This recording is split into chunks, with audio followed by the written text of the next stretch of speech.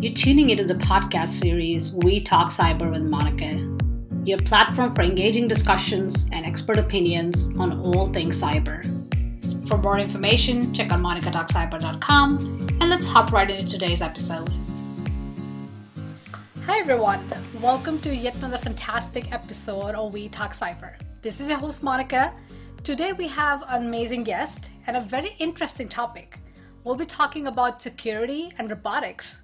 So let's move on to our guest right away. Hi Mark, how are you doing? Welcome to the show. Thank you, Monica. How are you? I'm good, thank you. Good. Lovely to have you on the podcast episode today, Mark. Would you like to say a few words about yourself and one fun fact?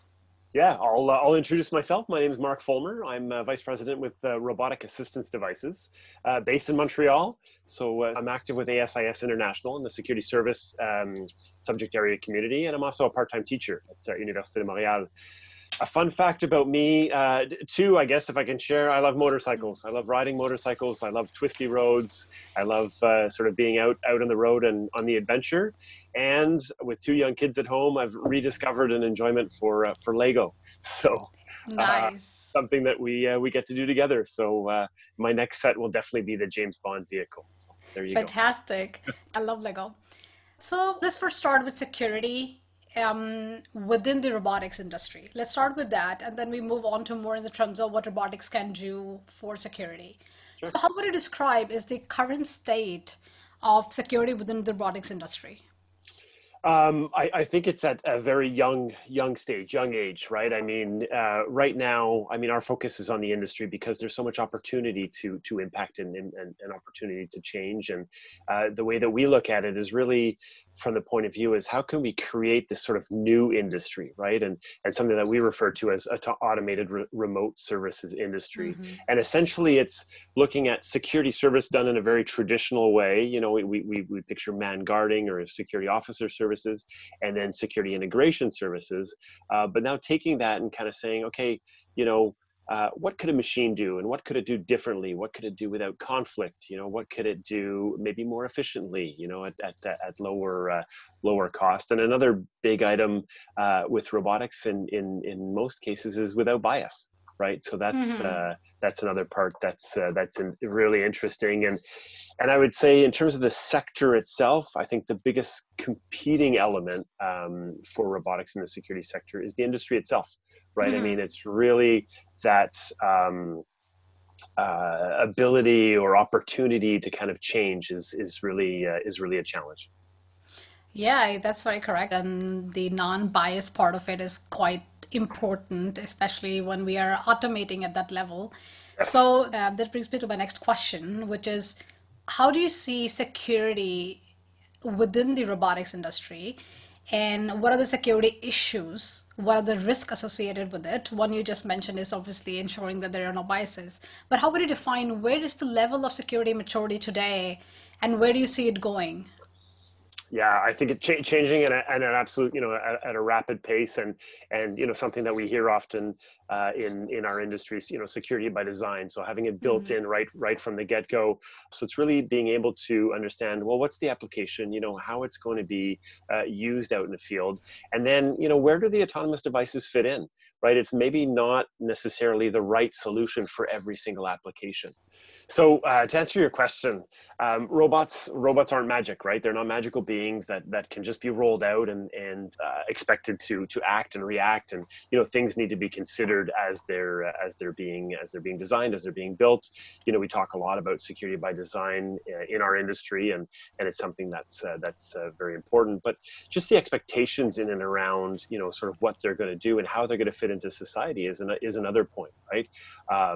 There is the initial impression with technology was, oh, you know what, technology is going to completely reduce and remove humans from the security equation. Then it turned around a little bit and say, hey, you know what, maybe they're not going to, okay, it's not going to remove, it's going to enhance, right? I mean, I like to look at it and you know, with our team here is, you know, how is it going to multiply? So what else can it do, and what else can it bring to the overall solution, right? Whether that's effectiveness, whether that's cost reduction, whether that's just general security programming, and obviously focused on physical security, which is our focus. And but once properly applied and properly used, I think the impact can be exponential, not only on the security solutions, but also on the other parts of the industry that I mentioned before. For example, on the security service side, better trained people because now they're being used in better situations, right? So that's something that's important for us as well. And kind of final point on that is adoption, right? As an Right. industry, we can be tough on ourselves, especially on the physical security side, in terms of adopting new technology because it absolutely has to work. And what can that do? And that's going to change, how we perceive ourselves and how the public or other people perceive us too. Right. So where do you see, like you talk about, obviously that there's risk and challenges in the security about design. What would you consider as is the current state or maturity level of security within the robotics industry? Is that Yeah, also very pre-beginning stage? Is it at a very starting phase, or is it matured a little bit? How do you see that? I still think it's an early phase. Early adopters are keen to explore it, or keen to play with it, keen to do, proof of concepts and so on. But it's a reality, right? I mean, they're not. It's not smoke shows and magic, as I mentioned before. Devices are working, devices are out there, and devices are really taking advantage of that mix between people and robots. And an example of that is we just signed a partnership recently with a remote video monitoring company, and the idea there is what needs to be taken care of at site, on site. So answer that question: what can be remote, and then what needs to be taken care of by a person, right? So kind of going to that point, and I think the traditional thinking of, oh, you know what. I'm thinking of an example, but X will never happen. This is never going to happen.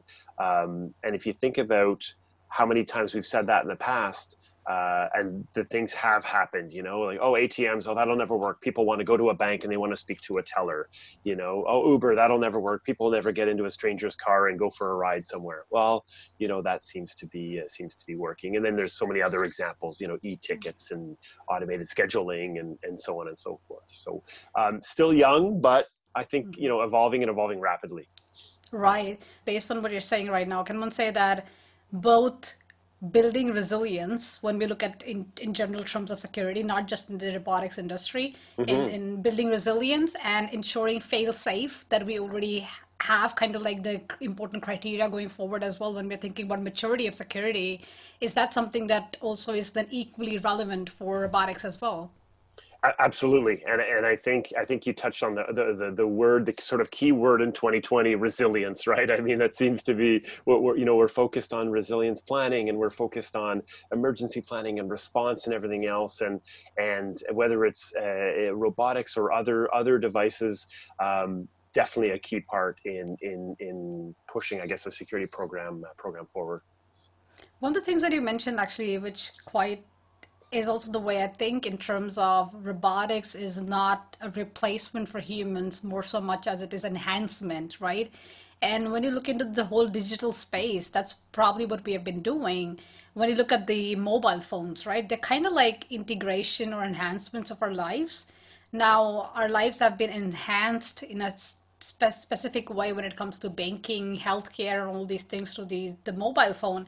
And then Yep. obviously you talk about the physical separate IoT devices, whether it's remote video monitoring, whether it's heart pacemakers, whether it's other digital assistants. So obviously it's kind of like increasing the quality of life, increasing the features and enhancements that we can have of what we can do, right? Yep. So that's one of the myths, right? That robots will just replace us. I mean, they're not Correct. going to entirely replace us. Yeah. In addition to that, what are the other top myths that you hear a lot about robots and robotic Yeah. industry and digital assistants in general? Well, and you touched on it, and I want to take that piece that you just said, the improving part, right? So, the security industry, especially if you focus on the manpower side, there are issues, right? I mean, lack of qualified labor, lack of training, lack of resources in general, and then deploying and so on. So there are all these challenges. So the idea is, let's optimize that human resource and then use devices.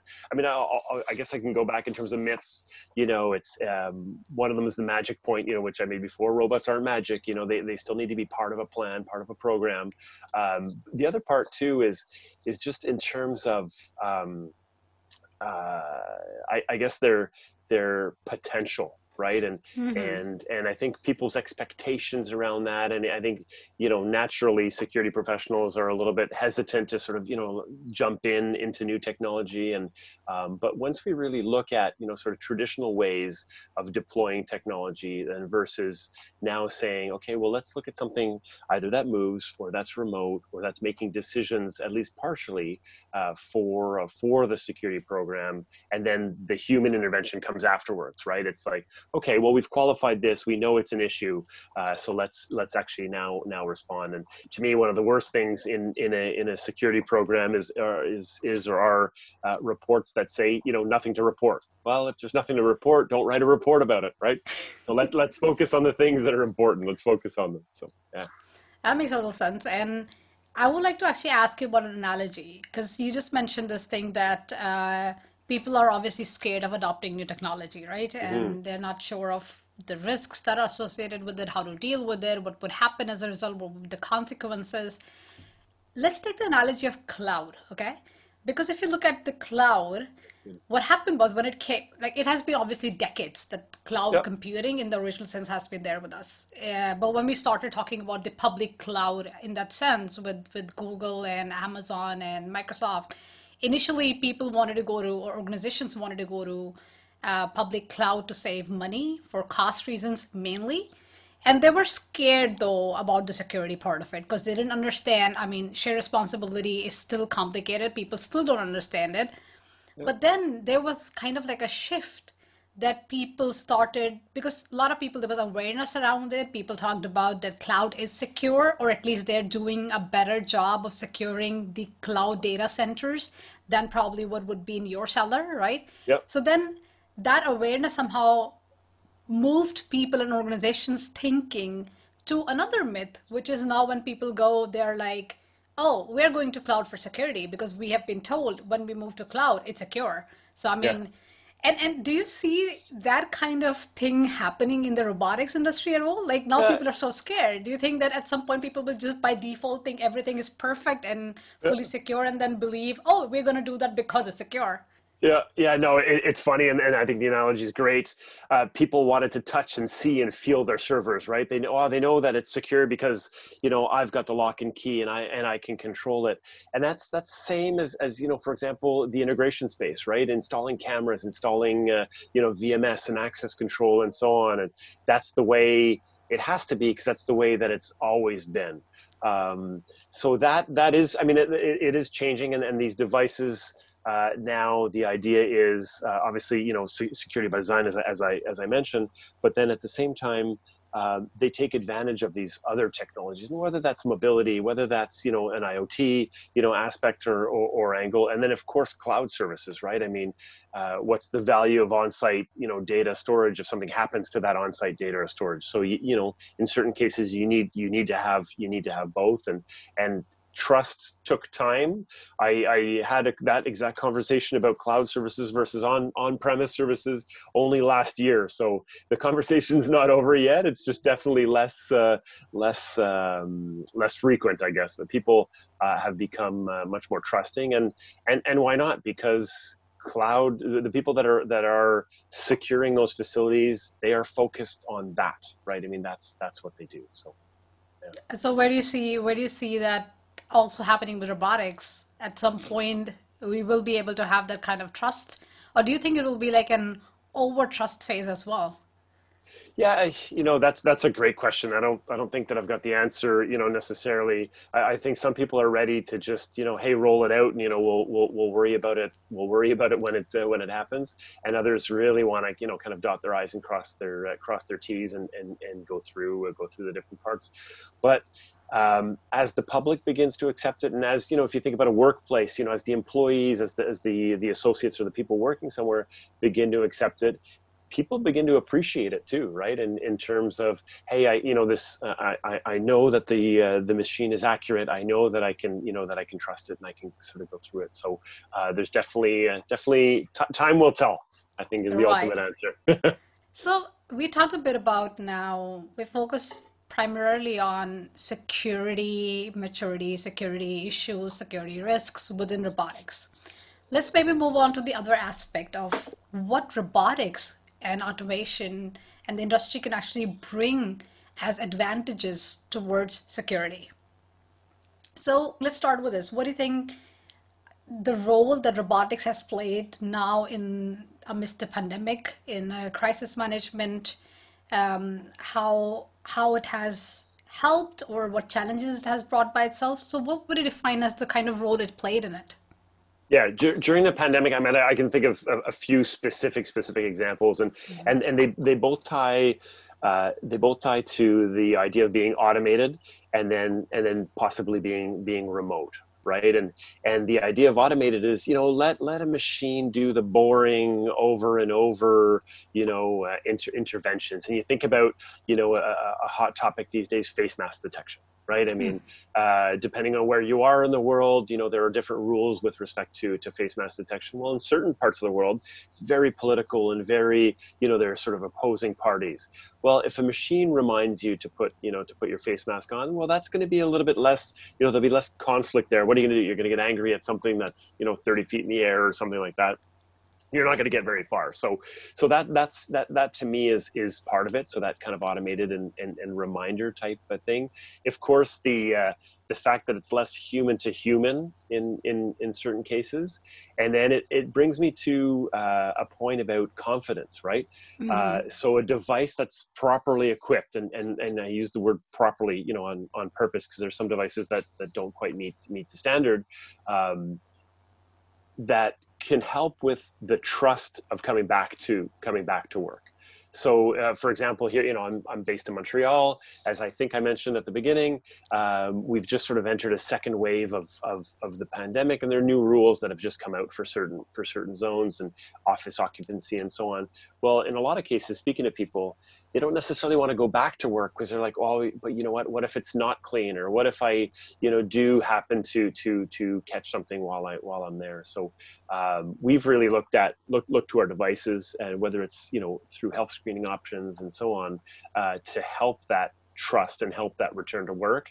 And then that can help. We're getting way away from security. Yeah, there's a security application, but now it's a human resource. It's an operations. It's really a tool to kind of get productive again. So how can actually robotics and robots or digital assistants help increase security and reduce risk? Is that possible? Can they actually do that? Because there is one thing of them having implicit risks with them and risk associated and security issues associated with the robots itself. But what role can they play to help increase security within organizations, within businesses, within society, and overall reduce risk?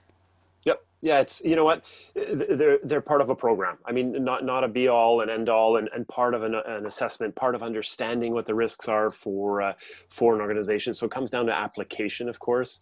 The main part of it is, the way that we look at it is it's a security service ultimately.